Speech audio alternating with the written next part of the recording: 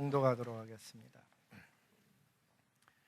같이 읽습니다. 시작.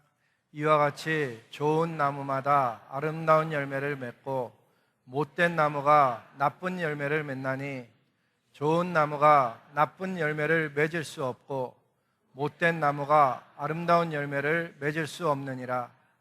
아름다운 열매를 맺지 아니하는 나무마다 찍혀 불에 던져지느니라. 아멘. 옆에 분들과 앉으면서 인사합니다. 참 잘 오셨습니다. 여러분 정말 잘 오셨습니다. 주님의 이름으로 복을 빕니다.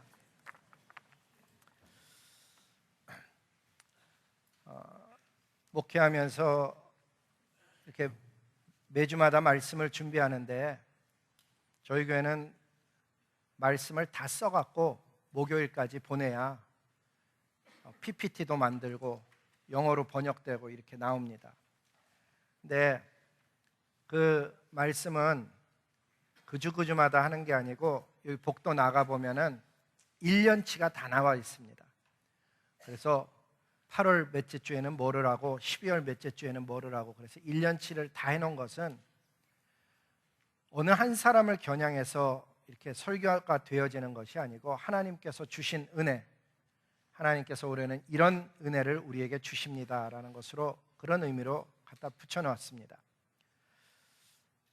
오늘 하나님이 주시는 은혜는 아름다운 열매를 맺는 삶으로 살라는 것이죠.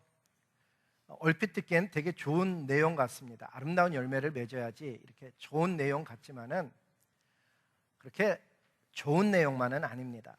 오늘 말씀을 잘 읽어보면 오늘 말씀 다시 보여주실래요? 다시 말씀에 가보면 제일 마지막 줄에 아름다운 열매를 맺지 아니하는 나무마다 찍혀 불에 던지우느니라.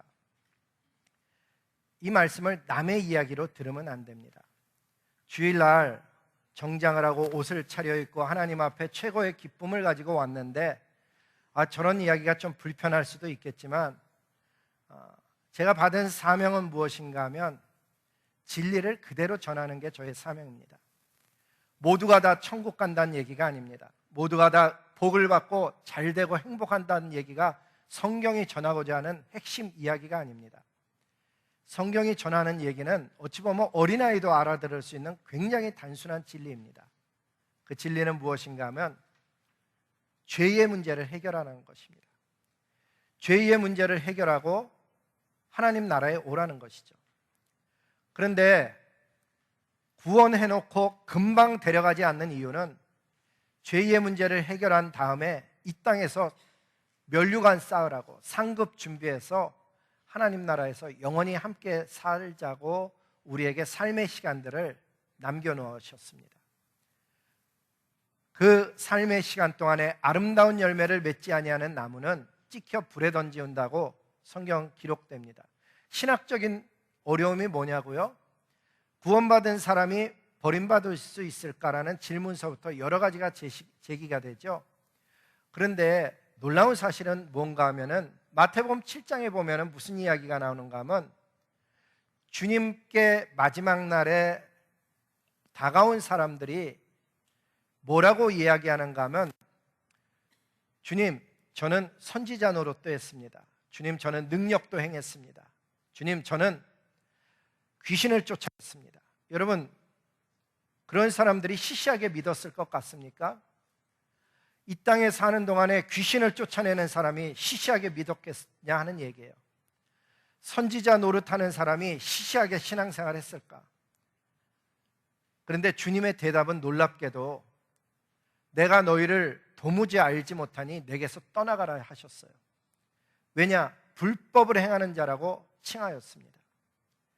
저들은 주님이라고 이야기를 하고 살았고 선지자 노릇도 하고 살았고 게다가 능력도 행했고 귀신도 쫓아냈는데 정작 주님은 그 사람들에게 불법을 행하는 자라고 거침없이 이야기했다는 사실이에요. 그러면 이건 남의 이야기가 아니고 내 이야기는 아닐까 생각해 봐야 되는 거죠. 오늘의 이야기도 똑같은 이야기예요. 이 이야기의 원래 이야기는 어떻게 시작되는가 하면 거짓 예언자를 구분하는 이야기예요. 거짓 예언자의 삶은 반드시 나쁜 열매 맺는다, 이 이야기인데 그것은 거짓 예언자에게만 적용되는 게 아니고 거짓 성도, 거짓 그리스도인, 겉으로 보기에는 멀쩡하고 행복하게 사는 것 같지만 실제 생명이 없고 하나님의 뜻하는 바대로 행하지 않는, 아버지의 뜻과는 전혀 상관없이 살아낸 그 사람을 향해서 주님이 뭐라고 하시는가 들을 수 있기를 소원하는 것입니다. 주님이 이렇게 말씀을 시작했어요. 거짓 예언자들을 삼가해라. 삼가란 얘기가 뭐예요? 조심하란 얘기예요. 거짓 선지자, 거짓 예언자들은 겉으로 보면 양의 옷을 입고, 양의 옷이 의미하는 바는 뭐예요? 겸손하고 착하고 좋아 보이고 하는 옷을 입고 너희에게 나오지만은 그 속에는 너희가 가진 무엇인가를 노략질하는 일이라고 표현을 해놨어요. 그러면 양들로서 어떻게 구분을 할까? 주님은 이렇게 말씀하시는 거예요. 그들의 열매로 그들을 알아볼 수 있다. 그 어려운 얘기가 아니라는 거예요. 그들의 열매를 봐라. 자연계를 보면 가시나무에서 어떻게 포도를 따겠느냐, 엉겅퀴에서 어떻게 무화과 나무가 딸 수 있겠느냐, 절대로 맺힐 수 없지 않느냐. 그것처럼 좋은 나무는 반드시 아름다운 열매를 맺고 못된 나무는 나쁜 열매를 맺을 수밖에 없다라는 거예요. 뒤집어 얘기하면 좋은 나무인데 나쁜 열매가 맺혔다? 그런 일은 없다는 거예요. 나쁜 열매인데 아름다운 열매가 맺혔다? 그럴 수는 없다는 거예요. 그러면서 그 거짓 예언자를 구분하는 방법은 아름다운 열매를 맺지 아니하는 나무, 그러니까 선지자로 얘기하면 참된 선지자가 정말 열매를 맺지 아니하면 찍혀서 불에 던지운다는 거예요. 저거를 거짓 그리스도인에게 적용을 해본다면, 거짓 성도, 거짓 목회자에게 적용을 해본다면은, 너 겉으로 보기에는 멀쩡하지만은 네 삶 속에 하나님께서 의도하는 열매를 맺지 아니하면 너도 찍혀 불에 던지우는 그 사람이 될 거라는 분명한 경고를 하고 있는 거예요. 우리는 매 주일마다 하나님의 아름다운 말씀, 복된 말씀, 생명의 말씀을 듣고 있죠. 그런데 그 생명의 말씀은 귀에 꼭 좋은 얘기만 들어가는 것은 아니라는 사실이에요. 진짜 생명은 하나님으로부터 오는 거고, 하나님은 거짓되지 않으셔서 우리들의 삶이 진짜인지 아닌지를 그분은 대단히 잘 아실 뿐만 아니라 우리의 삶 속에 대단한 지혜를 주는데, 잘 읽어보면 열매가 노력하거나 수고해서 맺히는 게 아니라는 사실이에요. 내가 좋은 열매 맺어야지 그래갖고 노력해서 되는 게 아니라는 얘기예요. 내 자신이 나무가 좋은 나무여야 되는 거예요. 내가 하나님께 속한 좋은 나무 돼야 되는 거죠. 여러분, 한번 우리 각자의 삶을 한번 돌아보세요.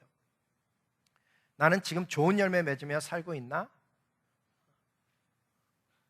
그냥 자기가 자기를 솔직하게 돌아보는 거예요. 나는 좋은 열매 맺으며 살고 있나?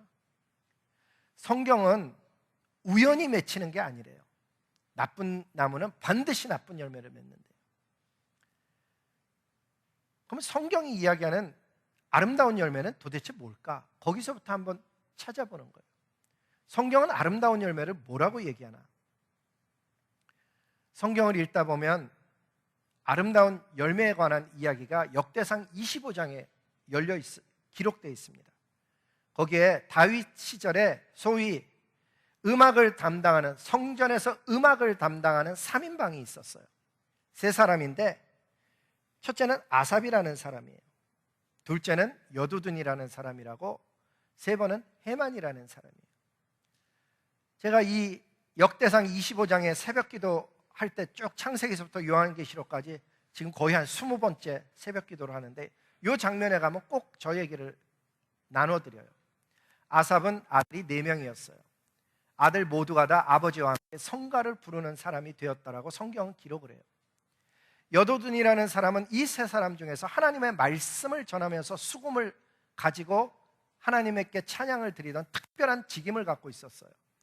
그에게는 6 아들이 있었는데 성경은 아들 이름을 한 명 한 명을 다 적은 다음에 그들 역시 모두 다 하나님을 섬기는 자들이 되었다라고 기록을 해요. 제가 주목하는 사람은 해만이에요. 해만은 아들이 무려 17명이나 있었대요. 근데 그 17명 모두가 다 아버지와 함께 성전에서 악기를 연주하는 자들이 되었고, 마지막까지 그들은 다 하나님을 섬기는 자녀가 됐대요. 그냥 읽으면 아무렇게도 감동이 안 오는 내용이지만 자녀를 길러보니까, 저는 자녀가 3명이거든요. 자녀 3명이 모두 다 하나님께 헌신된, 진짜 하나님의 뜻을 이루며 사는 사람 되기를 늘 기도해오는 목회자인데, 4명이 저렇게 되고 6명이 저렇게 되는 것은 어쩌면 노력하면 될 수도 있다라고 저는 생각해요. 거의 불가능한 얘기죠. 근데 17명 모두가 다 그렇게 됐다는 것, 여러분 어떻게 다가오셔요? 도대체 해만이라는 사람은 어떤 기도를 드리고 있었고 어떤 아버지셨길래 17명 모두가 다 아버지와 함께 성전에서 섬기는 자가 되었을까? 근데 저 3사람의 공통점으로 쓰여진 글에 안 나오는 내용이 있어요. 자녀들이 얼마나 큰 집을 살고 있었고, 자녀들의 재산이 얼마나 대단했는지, 그 당시 직위가 얼마나 대단했는지, 명예가 얼마나 대단했는지는 전혀 기록되고 있지 않아요. 특이하지 않아요? 하나님이 보시는 관점은, 부모의 관점에서 읽어보면은 자녀들을 믿음의 자녀 되게 하는 것, 그건 단순히 교회를 출석한다는 그런 이야기를 하는 게 절대로 아니에요. 생명의 사람이 됐느냐 아니냐예요. 맞아요. 여러분, 우리가 매주마다 예배를 드리는데 우리가 질문해야 되는 가장 중요한 질문은, 나는 예배 속에서 하나님을 만나고 생명을 공급받는 진짜 생명의 사람인가를 확인해야 되는 거예요. 저와 여러분에게 생명이 없다면, 예수 그리스도가 내 안에 있지 않다면, 어쩌면 저도 여러분도 하나님 앞에 서는 날 내가 도무지 너를 알지 못한다라고 얘기하는 그 사람이 될 수 있기 때문이에요. 왜? 그 말씀, 마태복음 7장의 말씀은 선지자 노릇을 했대요. 오늘날로 얘기하면 아마 가장 가까운 사람은 저일지도 몰라요. 그 얘기가 시사하는 바가 뭐예요? 목사라고 해서, 장로님이라고 해서, 집사님이라고 해서, 주일학교 교사라고 해서, 작은 교회 공동체 리더라고 해서 그 사람에게 생명이 있다라고 얘기할 수 없다는 사실이에요. 더 놀라운 사실은 능력을 행했대요. 귀신을 쫓아냈대요. 시시한 신앙인들이 아닌 거예요. 그러면 우리는 무슨 생각부터 하는가 하면, 그러면 과연 누가 구원받을 수 있겠는가? 그래서 예수님이 필요한 거예요. 구원은 완벽한 사람이 받는 게 아니에요. 자기가 죄인임을 깨달아서 주님 나를 불쌍히 여기소서, 그 사람이 구원받는 거예요. 그 사람의 행위가 완전해서 구원받는 것이 아니고, 완전하신 하나님의 아들 예수 그리스도께서 그 사람을 위해서 피를 덮어주시니까 하나님이 보실 때 의롭다라고 봐주시는 거예요. 그게 우리의 참 소망이에요. 연약하기 그지없고 부족하기 짝이 없는 어리석고 못난 인생인데, 그 못난 인생이 예수님께 가서 예수님 저를 불쌍히 여겨주시옵소서라고 엎드렸을 때 은혜 베푸셔서 구원받는다는 이 놀라운 사실. 그러니까 구원은 누가 받는 건가 하면, 죄인인 것을 깨달은 사람, 도움을 청하는 사람이 받는 거지 완벽한 사람이 받는 게 아니에요. 완벽해 보여요? 아니에요. 우리는 정말 어리석기 짝이 없는 인생이에요. 성경을 읽다 보면 이 해만의 얘기를 제가 읽으면서, 이거 자녀에 관한 얘기잖아요. 시편은 이렇게 얘기하거든요. 127편에 보니까 자식들은 여호와의 기업이다. 하나님이 주시는 기업이래요, 자식이. 그런데 태의 열매, 그 아들, 딸들은 그의 상급이로다. 열매라고 표현하고 있어요, 자녀를. 이렇게 하나님으로부터 받은 태의 열매가 평생 하나님을 경외하며 사는 사람이면 얼마나 좋겠어요. 재산도 명예도 다 물같이 연기처럼 사라지는 거예요. 모으는 자가 따로 있고 쓰는 자가 따로 있어요. 어제는 대단한 명예를 가진 것 같지만 오늘은 수치당하는 자가 되는 것을 우리는 실제로 보면서 살고 있어요. 하지만 내가 세상을 떠날 때 나의 자녀는 물론이고 자손들이 하나님을 경외하는 모습 보며 떠나가면 그 사람은 진짜 복받은 자인 거예요. 그런 면에서 저는 해만이 정말 대단한 사람이라고 생각해요. 17명 중에 한 명도 놓치지 아니하고 모두를 다 하나님 앞에 헌신하게 이끌었던 그 삶, 하나님이 주시는 특별한 축복이었죠. 열매는 첫 번째는 자녀예요. 근데 자녀만 열매라고 성경은 이야기하고 있지 않아요. 또 다른 열매를 얘기하는데 입술의 열매를 얘기해요. 내가 어떤 말을 하며 사는가, 생명의 말, 감사하는 말, 아름답게 다른 사람의 삶을 격려하는 말을 사는가, 그게 열매 맺힌다는 거예요. 실제로 원망하고 불평하고 낙담하고 절망하면은 삶은 점점 더 파괴되는 것을 보게 되죠. 성경은 행위의 열매를 먹는다라고도 얘기해요. 회개에 합당한 열매를 맺으라고 해요. 의의 열매도 있대요. 성령의 열매 9가지를 이야기해 주시죠. 빛의 열매라고 우리를 표현해요. 선한 열매 맺는 자들이 되라 그래요. 예수님을 증거하는 입술의 열매를 맺으며 살으래요. 성경에 보니까는 열매가 이렇게 다양하고 종류가 굉장해요. 그런데 이렇게 많은 열매들 속에 어떤 분은 자녀를 통해서 열매를 맺고 있고, 어떤 분은 입술, 어떤 분은 행위로 열매를 맺으며 하나님 앞에 우리는 살아가고 있는 거예요. 원하든 원치 않든 우리는 발자국을 남기고 있고 우리 열매를 맺으며 살고 있어요. 소원하기는 우리 각자의 손으로 하는 일들 속에, 우리의 자녀 속에, 나의 입술 속에, 행위 속에 있는 일들의 열매가 하나님 받으실 만한, 연락하실 만한 아름다운 열매 맺으며 살다가 날이 저물어 주님 오라 하시면 영광 중에 나가는 저와 여러분 모두 될 수 있기를 주님의 이름으로 복을 빕니다. 지금 열매 맺고 내 삶을 돌아봤을 때 나는 좋은 열매 맺었어 라고 얘기하고 있는 사람은 그래도 괜찮아요. 근데 문제는 나는 예수님 평생 믿었는데 왜 아름다운 열매가 없지? 라고 낙담하거나, 혹은 내 삶 속에 나는 이제 무엇을 위해서 살아야 될까? 열매를 찾고 있다면, 여러분 정말 하나님의 말씀에 귀를 기울여 보시기 바랍니다. 하나님은 우리의 삶이 지금 어떤 상황 속에 있든지 얼마든지 말씀에 의해서 순간적으로 변화시킬 수 있는 분이에요.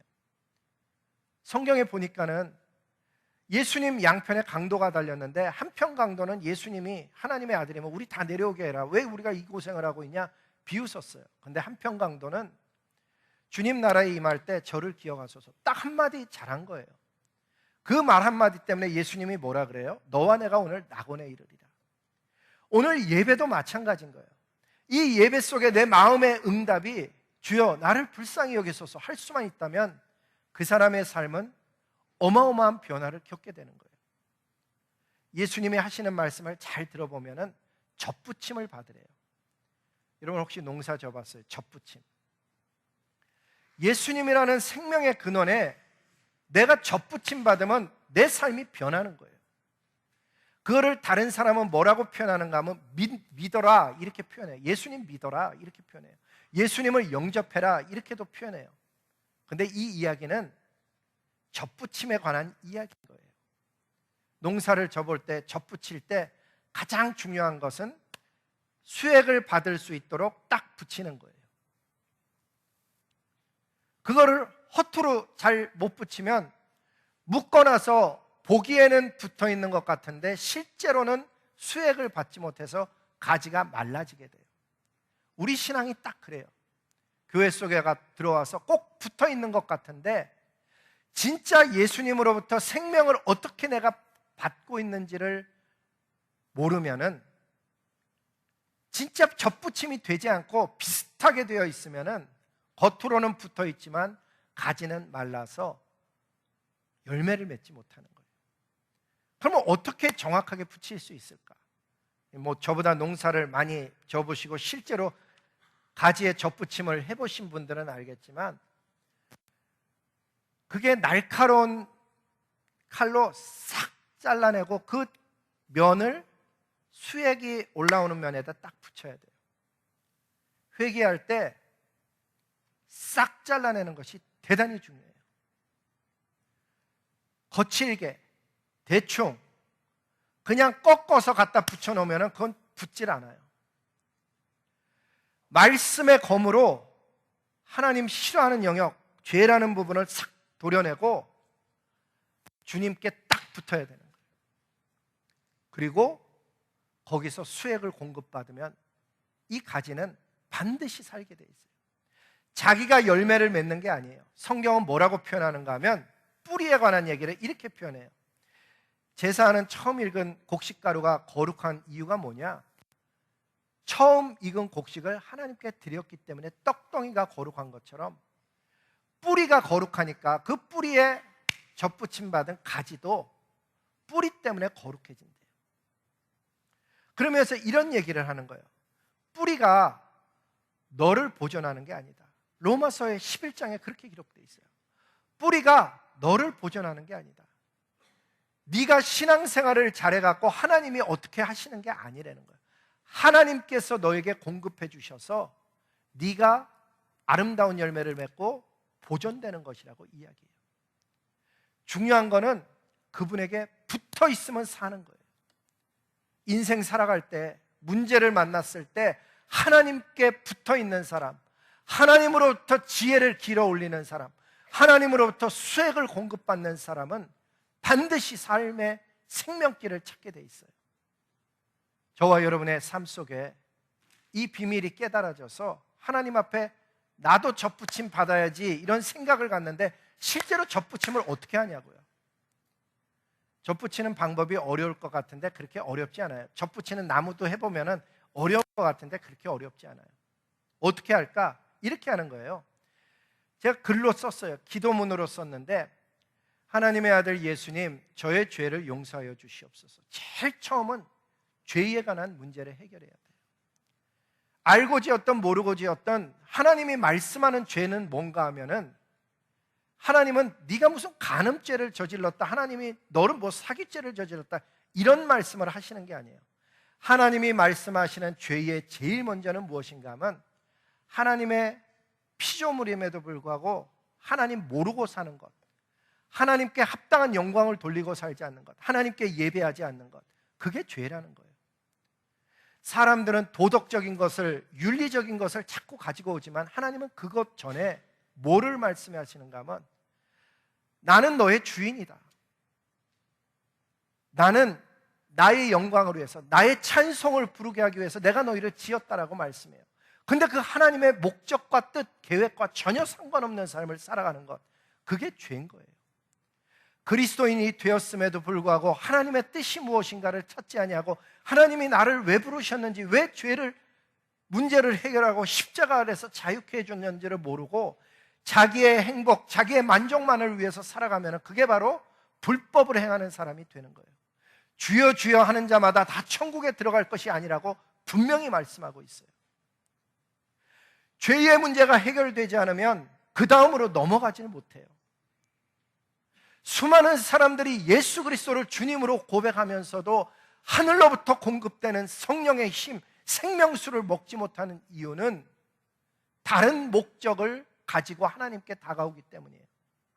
어떤 사람은 치유, 어떤 사람은 행복, 어떤 사람은 자녀, 건강. 그런데 예수님께서 우리에게 다가오시는 가장 근본적인 것은 죄의 문제를 해결하려는 거예요.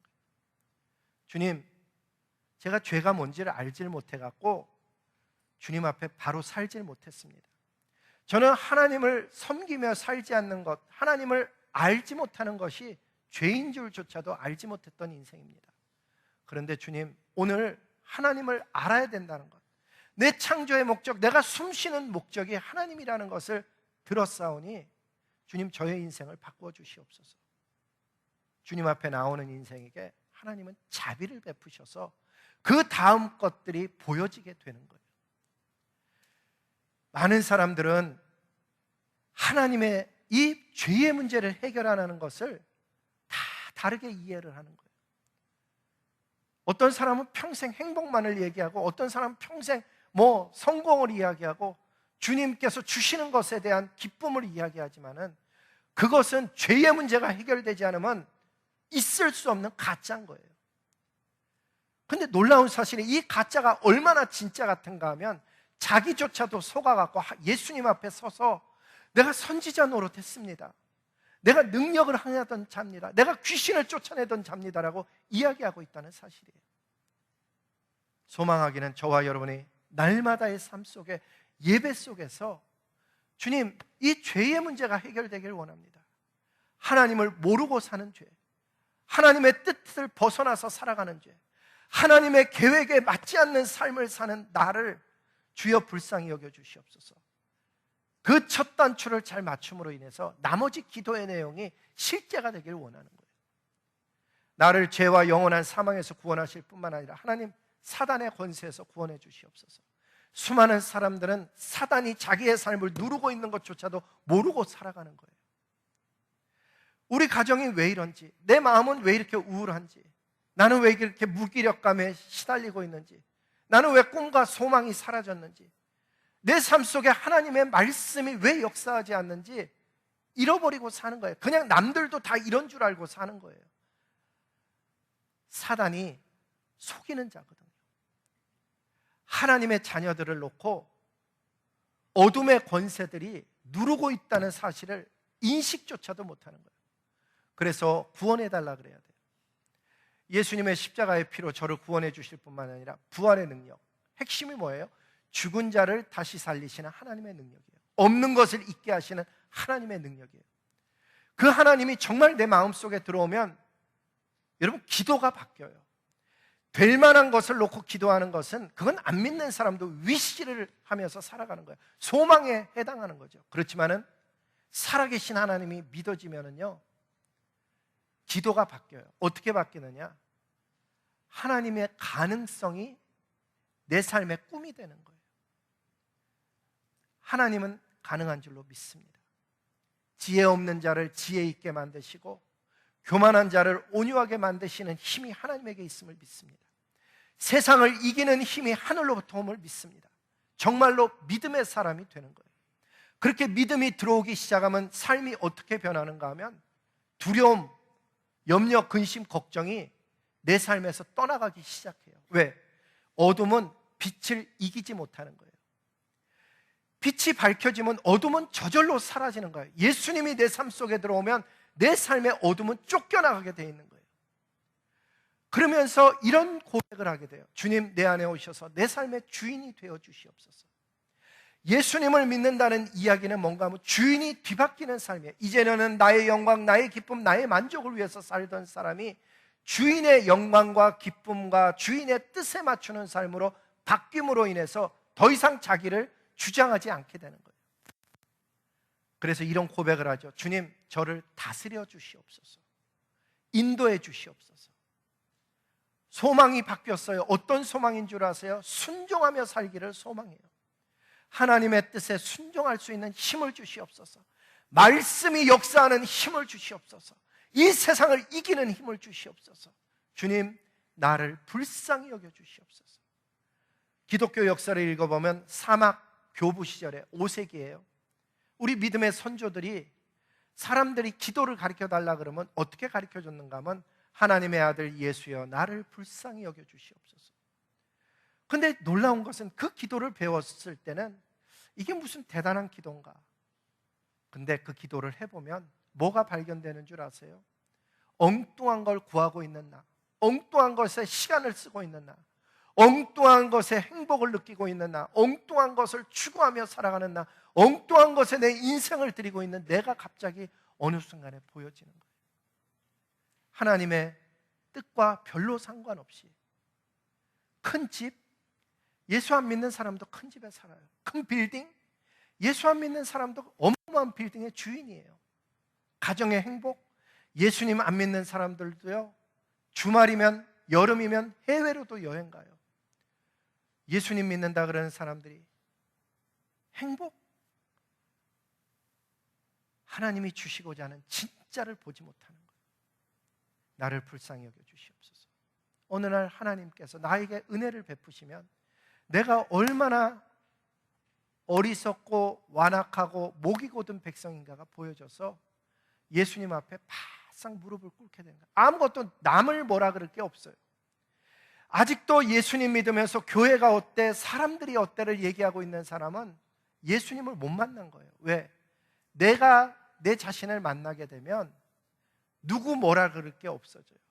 주여, 내가 죽게 되었나이다. 왜? 거룩하신 하나님 앞에 서니까 내 죄가 보여지는 거예요.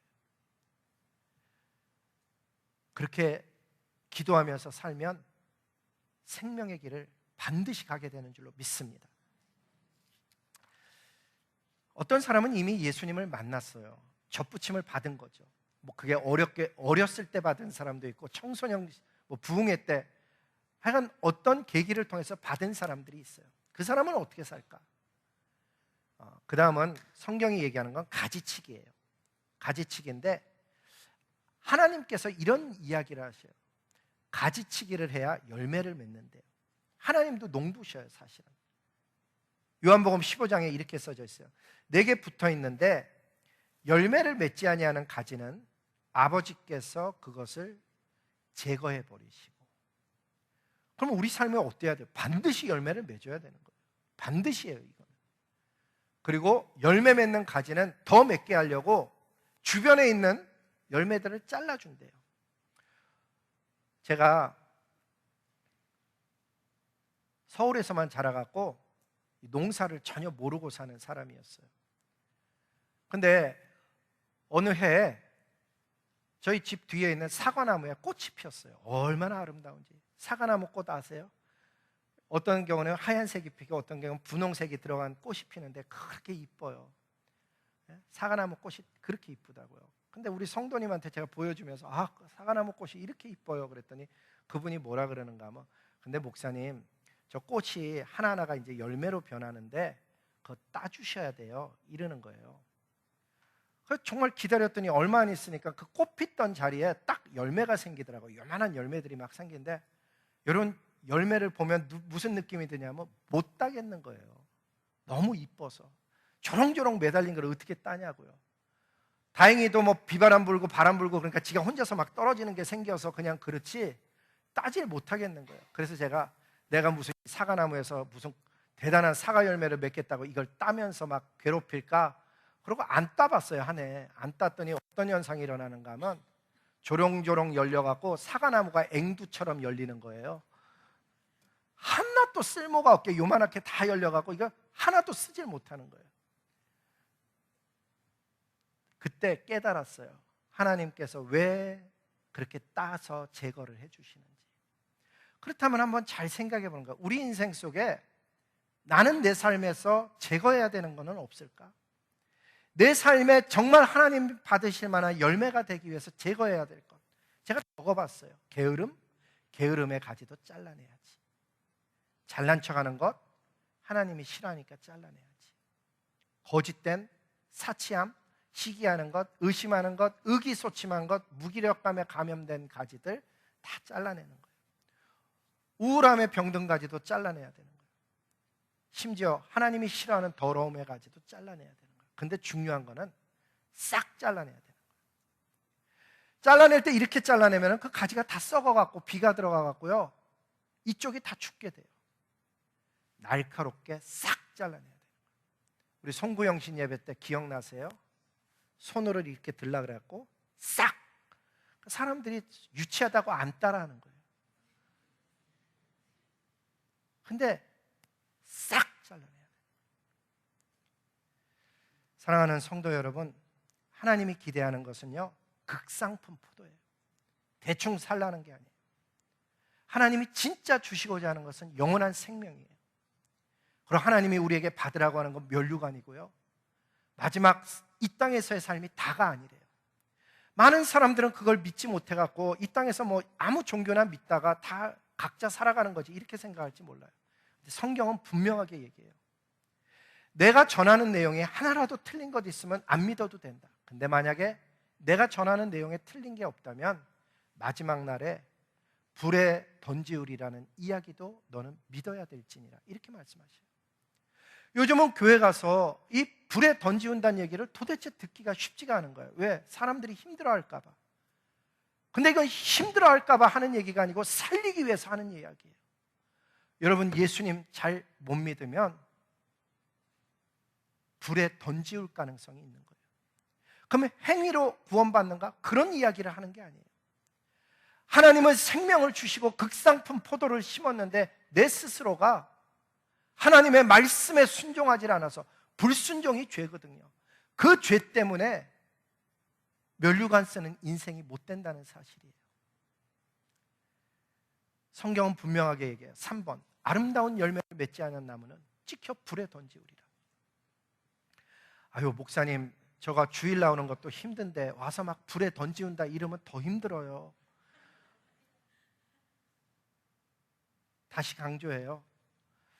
하나님의 말씀은 복만 이야기하고 있는 게 아니에요. 신명기서를 읽어보면 복과 저주를 너희 앞에 두노니 말씀에 순종하고 들어서 생명을 얻으면 복된 길로 갈 것이고 그리하지 아니하면 사망의 길, 저주의 길로 간다고 주님이 우리에게 그렇게 말씀하시고 있는 거예요. 어떤 사람은 이 땅에서의 삶 잘 살다가 죽으면 된다고 생각해요. 아니에요. 저 세상에서의 삶이 훨씬 많이 남은 거예요. 영원, 이터니티를 가야 되는 거예요. 하나님의 말씀의 요지는 이거예요. 십자가, 부활, 재림, 이 말씀으로 생명을 얻고 아름다운 삶, 의미 있는 삶, 보람 있는 삶, 전부 다 하나님과만 연결되는 얘기예요. 하나님 떠난 것은 아름다움이 아니에요. 하나님의 떠난 것은, 뜻을 떠난 건 의미 있는 삶이 아니에요. 하나님의 계획을 이루는 것만이 보람 있는 인생이에요. 예수님의 말씀은 아주 분명해요. 예수님 믿고 십자가의 공로 힘입어 영원한 사망과 저주야 죄의 문제를 해결하라는 거예요.